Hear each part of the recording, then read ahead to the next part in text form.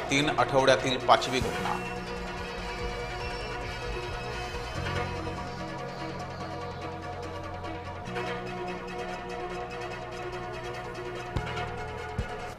नमस्कार, मी जगदीश देशमुख, जय महाराष्ट्रमध्ये आपल्या सगळ्यांचं स्वागत। बातम्या पाहूया विस्ताराने। सुरुवातीलाच बातमी देवेंद्र फडणवीस यांच्या आश्वासनासंदर्भात। देवेंद्र फडणवीस यांची जळगावमध्ये सभा पार पडली। यावेळेस देवेंद्र फडणवीस यांनी जळगावकरांना आश्वासन दिलंय, पुढील 5 वर्षात जळगावचा कायापालट होणार असं फडणवीसांनी म्हटलंय।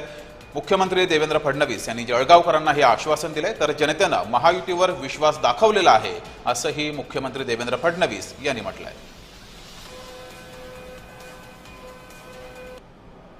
जळगावकरांच्या आशीर्वादाने पुन्हा एकदा भाजप सेना महायुतीचं सरकार या ठिकाणी येणार आहे, महापौर बनणार आहे आणि पुढच्या 5 वर्षामध्ये जळगावला विकसित शहरांच्या श्रेणीत आणण्याचा आम्ही संकल्प केलेला आहे आणि त्याकरता जो काही निधी लागेल तो सगळा निधी राज्य सरकारच्या वतीनं देण्यात येईल अशा पद्धतीचं या ठिकाणी आश्वस्त करण्याकरता मी आलेलो आहे।